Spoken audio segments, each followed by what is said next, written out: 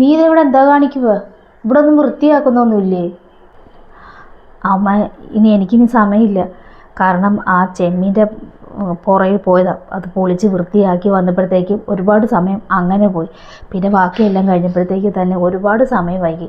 ഇനി ഇതെല്ലാം ഞാനിനി ക്ലീനാക്കി വൃത്തിയാക്കി കുളിച്ച് ഒരുങ്ങി ബസ് കിട്ടി ചെല്ലുമ്പോഴത്തേക്ക് തന്നെ ഓഫീസിലെ ടൈം ഒരുപാടാവും. അതുകൊണ്ട് ഞാൻ ഇവിടെ എല്ലാം വൃത്തിയാക്കണമായിരിക്കണം. ഇനി ഇവിടുത്തെ ജോലികളും കൂടെ ഞാനിനി ചെയ്യണമായിരിക്കണം. ആണോ? അങ്ങനെയല്ല, ഉമ്മ ചെയ്യാൻ വേണ്ടി പറഞ്ഞതൊന്നുമല്ല.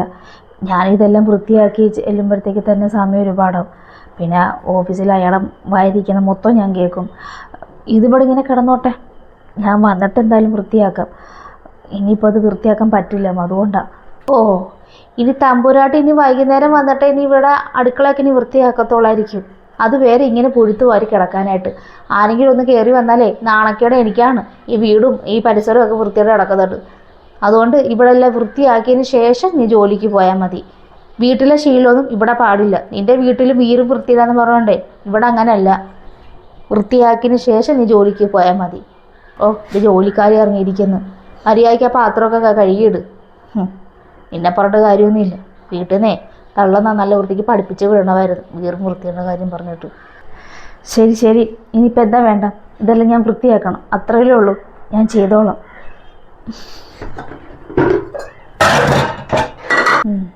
ഒരു ജോലിക്കാരി വന്നിരിക്കുന്നു.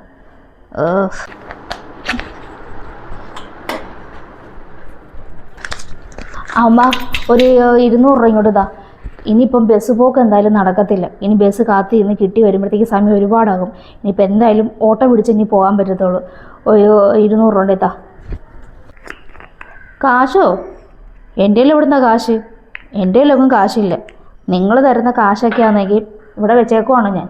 അപ്പം തന്നെ ഉണ്ട് ആവശ്യങ്ങൾ. അങ്ങനെ 4 വഴിക്കായിട്ട് അതങ്ങ് പോകും. നീ ബസ്സിലല്ലേ പോകുന്നത്?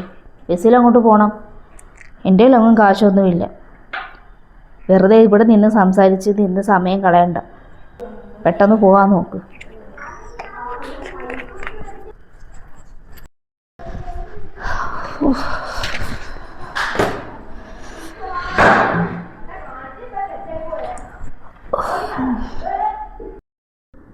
ഓ, വന്നാ ജോലിക്കാരി? നീ ഇപ്പോൾ ഒരു ചായ ഇട്ടേ. നല്ല തലവേദന ഉണ്ട് എനിക്ക് ചായ കുടിക്കാഞ്ഞിട്ട്. പിന്നെ രാത്രി കഴിക്കാൻ നേരത്തെ ചപ്പാത്തിയും മുട്ടക്കറിയും മതി കേട്ടോ. ചെല്ല്, എളുപ്പമാട്ടെ. വിശന്നിട്ടാണ് എനിക്ക് വയ്യ. എൻ്റെ ഉമ്മ, എനിക്കിന്ന് തീരെ വയ്യ. ഇന്നാണെങ്കിൽ ഓഫീസിൽ ഭയങ്കര ജോലി തിരക്കായിരുന്നു. ഒന്ന് ഉച്ചയ്ക്ക് പോലും മര്യാദയ്ക്ക് പോലും ഭക്ഷണം കഴിക്കാൻ പോലും പറ്റിയില്ല. എനിക്കാണെങ്കിൽ ഭയങ്കര തലവേദനയാണ്. എനിക്ക് കിടന്നാൽ മതി. അത്രയ്ക്ക് എനിക്ക് വയ്യ. എനിക്കാണ് അപ്പത്തിൻ്റെ മാവിരിപ്പുണ്ടുമ്മ. പിന്നെ രാവിലത്തെ കടലക്കറിയും ബാക്കി ഇരിപ്പുണ്ടല്ലോ, അതൊന്ന് ചൂടാക്കി അപ്പോൾ ഒന്ന് ചുട്ട് കഴിച്ചാൽ പോരെ അമ്മ. എനിക്ക് അത്രയ്ക്ക് വയ്യാത്തത് കൊണ്ടാണ് പറഞ്ഞത്. എനിക്ക് ചപ്പാത്തി ഉണ്ടാക്കാനൊന്നും വയ്യ. എനിക്കങ്ങും വേണ്ട. പിന്നെ രാവിലത്തെ അപ്പത്തെ മാവും കടലക്കറിയും ചൂടാക്കി കഴിക്കാനായിട്ടല്ലേ ഞാനിവിടെ ഇരിക്കുന്നത്. നിനക്കെന്താ ഇച്ചിരി ചപ്പാത്തി ഉണ്ടാക്കിയാൽ? 10 പേർക്കൊന്നും ഉണ്ടാക്കണ്ടല്ലോ. ആപ്പാട് 3 പേർക്ക് ഉണ്ടാക്കിയാൽ പോരെ. ഒരു ജോലി ഉണ്ടെന്നും പറഞ്ഞുകൊണ്ട് വീട്ടിലെ പണിയും ചെയ്യണ്ട, ഒന്നും ചെയ്യണ്ട. ഇതെന്തോന്നാ ഇത്?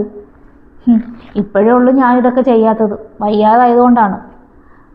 നിൻ്റെ ഈ പ്രായത്തിലുണ്ടല്ലോ, പുറത്തു പോയി ജോലി ചെയ്യുന്നില്ലെന്ന് മാത്രമേ ഉള്ളൂ. 3 നേരം വെച്ചുണ്ടാക്കി തന്നെയാണ് ഞാനും ജോലിയൊക്കെ ചെയ്തിട്ടുള്ളത്. അത് 3 പേർക്കൊന്നും അല്ല.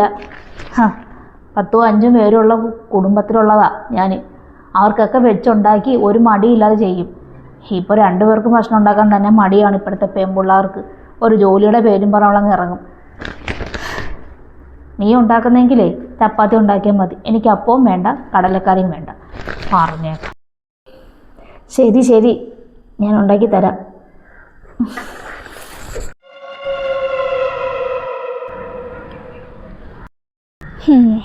ഇതൊക്കെയാണ് എൻ്റെ പൊന്നുമോളെ എൻ്റെ അവിടുത്തെ അവസ്ഥ. എത്രയൊക്കെ പറഞ്ഞ് ഞാനിങ്ങനെ സഹിച്ച് ഒരു പരിധിയായിട്ടുണ്ട്. ചില സമയത്ത് തോന്നും ഇതെല്ലാം ഒന്ന് വലിച്ചെറിഞ്ഞിട്ടും എങ്ങോട്ടെങ്കിലും ഒന്ന് പോയാൽ എന്താണ്. പിന്നെ എൻ്റെ ഉമ്മാടെയും വാപ്പാടെയും കാര്യം ആലോചിക്കുമ്പോഴാണ് ഇതൊന്നും ഞാൻ ചെയ്യാത്തത്. അവർ കരുതിയിരിക്കുന്നത് മോള് സന്തോഷമായിട്ടുള്ളൊരു ജീവിതമാണ്. വാപ്പായ്ക്ക് പിന്നെ സുഖമില്ലായിരിക്കുന്നത് കൊണ്ടാണ്. പിന്നെ ഉമ്മയുടെ കാര്യം പിന്നെ പറയാൻ വേണ്ടല്ലോ. പിന്നെ അതും ഞാൻ തന്നെ കാണേണ്ട ആ സങ്കടങ്ങളൊക്കെ. അതുകൊണ്ടാണ് ഞാനീ പറയാതിരിക്കുന്നത്. കഷ്ടപ്പെട്ട് ജോലി ചെയ്യുന്നു ഞാൻ. എന്നിട്ട് ശമ്പളം ആർക്കാ? ആ തള്ളയുടെ കൈ കൊണ്ട് കൊടുക്കാമെന്ന്. എന്നിട്ട് എനിക്കൊരാവശ്യം വന്നാൽ അവരുടെ പുറകെ നടന്ന് കെഞ്ചണം. എന്നിട്ട് തരുമോ? തരുത്തുമില്ല. ഒരു 100 വട്ടം ചോദ്യങ്ങൾ അവർക്ക്. എന്തിനാ എന്തെടുക്കാനാന്നൊക്കെ പറഞ്ഞുകൊണ്ട്. അത് പോരാത്തതിന് ആ വീട്ടിൽ മാട് പോലെ പണിയെടുക്കുക ഞാൻ. രാവിലെ ഓഫീസിൽ പോകുന്നതിന് മുമ്പ് ഒരു പറ ജോലി. എന്നും ഞാൻ താമസിച്ചാണ് അവിടെ ചെല്ലുന്നത്. അവിടെ ഇരിക്കുന്ന മാനേജറെ വായിരിക്കുന്ന മൊത്തം അതും കേൾക്കും. എന്നിട്ട് അതും അവിടുത്തെ ജോലിയും എല്ലാം കഴിഞ്ഞ് ഇവിടെ വരുമ്പോഴത്തേക്കോ ഈ തള്ളയുടെ ബാക്കി ജോലിയും. എനിക്ക് വയ്യ. എനിക്ക് ഇനി എന്ത് ചെയ്യുമെന്ന് എനിക്കൊരു പിടിയും കിട്ടുന്നില്ല. നിന്നോട് ഞാൻ പറഞ്ഞേണ്ട കാര്യമൊന്നുമില്ല. ഇത്ര സഹിക്കേണ്ട കാര്യമൊന്നുമില്ല. എനിക്കിപ്പം പറയാനൊരു ജോലിയെങ്കിലും ഉണ്ട്. ജോലിയും കൂലിയില്ലാത്തവളൊന്നും അല്ലല്ലോ നീ. തുടക്കത്തിൽ നീ ശമ്പളം ആ തള്ളയുടെ കയ്യിൽ നിന്ന് ഏൽപ്പിക്കേണ്ട കാര്യമൊന്നുമില്ലായിരുന്നു. നിൻ്റെ ഭർത്താവ് വല്ലതൊക്കെ പറഞ്ഞെന്നും പറഞ്ഞുകൊണ്ട് നീ കൊടുക്കേണ്ട കാര്യവുമില്ല. നീ അവരെ സഹിച്ച് കഴിയേണ്ട കാര്യവുമില്ല. ഉമ്മാക്കും പാപ്പാക്കും ഒക്കെ പറഞ്ഞാൽ മനസ്സിലാവും. നിനക്ക് തീരെ നിവൃത്തിയില്ലെങ്കിൽ നീ ഇതെല്ലാം വലിച്ചെറിഞ്ഞിട്ടെങ്കിൽ പോരണം. അത്ര കടിച്ചു തൂങ്ങി നിൽക്കേണ്ട കാര്യം എന്തുവാ? അതല്ലെങ്കിൽ തള്ളയും മോനും നിലയ്ക്ക് നിർത്താനുള്ള കാര്യങ്ങൾ നീ ചെയ്യുക. അതാ വേണ്ടത്. അല്ലാതെ തള്ളയും മോനും പറയുന്നതും കേട്ട് നീ അടിമകൾ ജീവിച്ചാലേ ജീവിതകാലം മുഴുവൻ നീ അങ്ങനെ ജീവിക്കേണ്ടി വരും. അതുകൊണ്ട് ഞാൻ പറഞ്ഞു തരണ്ടല്ലോ നിനക്ക് നീ എന്താ ചെയ്യേണ്ടതെന്ന്. അതന്നെ നീ ചെയ്യുക. അത്രേ ഉള്ളൂ. അല്ല, നിൻ്റെക്ക് ഇതൊന്നും പറയാറില്ലേ? ഒന്നും മിണ്ടാറുമില്ലേ? ദൂരെ നിന്ന് പറയുന്നവർക്കേ പല അഭിപ്രായങ്ങൾ പറയാം. അത് അനുഭവിക്കുന്നവർക്കേ അറിയത്തുള്ളൂ എൻ്റെ പാട്. എൻ്റെ ഭർത്താവാണെങ്കിൽ എന്ത് നമ്മൾ സങ്കടം പറഞ്ഞാലും ഉമ്മായി വിഷമിപ്പിക്കരുത്, ഉമ്മായി കരയിപ്പിക്കരുത്, ഉമ്മായൊന്നും പറയരുത്. പിന്നെ ഞാൻ ആരോടാണോ ചെന്ന് സങ്കടം പറയേണ്ട? എനിക്കറിയത്തില്ല എന്ത് ചെയ്യണമെന്ന്. സാങ്കേതികമായിട്ട് നീ നോക്കിക്കോ. ഞാനെല്ലാം ദൂരെ കറഞ്ഞിട്ട് ഞാൻ എൻ്റെ വീട്ടിലേക്ക് പോരും. അത്രേ ഉള്ളൂ. പുറത്ത് നിന്ന് പറയുന്നവർക്ക് ശരിയാ പലതും പറയാം. പക്ഷെ അതല്ല ഞാനീ പറഞ്ഞത്. നീ ഒരുപാട് അവിടെ സഹിച്ച് നിൽക്കേണ്ട ഒരു കാര്യവുമില്ല. നീ പോര്. അതുമല്ല, എനിക്കിവിടെ ഭയങ്കര ബോറടിയാണ്. നിങ്ങളുണ്ടായിരുന്നെങ്കിൽ എനിക്ക് നാത്തും പോരെങ്കിലും കുറച്ചെടുക്കാമായിരുന്നു. അയ്യടി, അതിനെ ഇടയ്ക്കിടയ്ക്ക് ഞാൻ വരുന്നുണ്ട് പോരെടുക്കാൻ. അത് മതി. വാ, താഴോട്ട് പോവാം. ഉമ്മ കുറേ നേരമായിട്ട് വിളിക്കുക.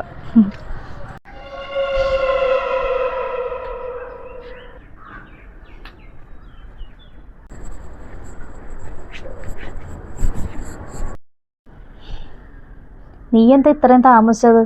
ഇപ്പോൾ സമയം എത്രയെന്നും പറഞ്ഞോണ്ടാ? നീ ഇതെവിടെ പോയിരുന്നു? ഞാൻ എൻ്റെ വീട് വരെ ഒന്ന് പോയിട്ട് വരുക. വീട്ടിലോ? എന്നിട്ട് നീ എന്നോട് പറഞ്ഞില്ലല്ലോ വീട്ടിൽ പോകുന്ന കാര്യമൊന്നും.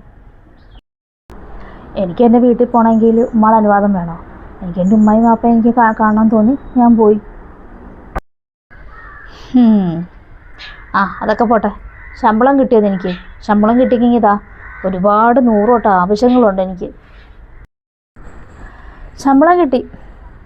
ശമ്പളം ഇനി എൻ്റെ കാണും. ഉമ്മയ്ക്ക് തരേണ്ട യാതൊരു ആവശ്യവുമില്ല. ഇത്ര നാളും എൻ്റെ ശമ്പളം ഉമ്മയുടെ കയ്യിലായിരുന്നു. അതുകൊണ്ട് എനിക്കെന്താ പ്രയോജനം? ഞാൻ കഷ്ടപ്പെട്ട് ജോലി ചെയ്യുന്നതാണത്. അപ്പോൾ ഉമ്മയെ ഏൽപ്പിക്കേണ്ട ഒരു കാര്യവുമില്ല. ഇത്ര നാളും അങ്ങനെ ആയിരുന്നു. ഇനി മുതൽ അങ്ങനെ തന്നെയാണ്. ഞാൻ കഷ്ടപ്പെട്ട് ജോലി ചെയ്യുന്ന ശമ്പളം ഉമ്മയെ കൊണ്ട് ഏൽപ്പിക്കേണ്ട എന്ത് കാര്യമാണ്? എന്ത് അർഹതയാണത്? ഇനി ഉമ്മക്ക് എന്തെങ്കിലും ആവശ്യമുണ്ടെങ്കിൽ പറഞ്ഞ് ഞാൻ സഹായിച്ചു തരാം. അതല്ല, ശമ്പളം തന്നാൽ ഉമ്മ എന്നെ ഇവിടെ ജീവിക്കാൻ അനുവദിക്കുകയുണ്ടെങ്കിൽ അങ്ങനെ ആയിക്കോട്ടെ. എനിക്കിപ്പോൾ എൻ്റെ വീട്ടിൽ പോവാം. എനിക്ക് ആരെയും ആശ്രയിച്ച് ജീവിക്കേണ്ട കാര്യമില്ല. എൻ്റെ മാതാപിതാക്കൾ എന്നെ കഷ്ടപ്പെട്ട് എനിക്കൊരു ജോലി മേടിച്ച് തന്നിട്ടുണ്ട്. എനിക്ക് ശമ്പളമുണ്ട്. എനിക്ക് ജീവിക്കാൻ അത് മതി. അല്ലാതെ ഭർത്താവിൻ്റെ വീട് തന്നെ വേണം, ഭർത്താവ് വേണം എന്നുള്ളൊരു നിർബന്ധമൊന്നും എനിക്കൊന്നുമില്ല. ഒരുപാട് എന്നെ കഷ്ടപ്പെടുത്തിയിട്ടുണ്ട്. ഞാൻ ജോലിക്ക് പോകാൻ വേണം, ശമ്പളം മേടിക്കാൻ വേണം. എന്നാൽ എനിക്കിവിടെ സ്വസ്ഥതയും സമാധാനവും എനിക്കില്ല. എനിക്കൊരു എന്തൊരു അത്യാവശ്യ സാധനം മേടിക്കണമെങ്കിൽ ഞാൻ ഉമ്മയുടെ പിറകെ നടക്കണോ? അതിൻ്റെ ആവശ്യമൊന്നുമില്ല എനിക്ക്. അതുകൊണ്ട് എൻ്റെ ഉറച്ച തീരുമാനം തന്നെയാണ്, ഇനി ശമ്പളം ഉമ്മയുടെ ഞാൻ തരുന്ന ഒരു ഇതുമില്ല. ഇനി ഉമ്മക്ക് എന്തെങ്കിലും ആവശ്യമുണ്ടെങ്കിൽ എന്നോട് പറഞ്ഞാൽ മതി, ഞാൻ സഹായിച്ചു തരാം. ഉമ്മയുടെ മോനും ഉണ്ട്, ഞാനും ഉണ്ട്.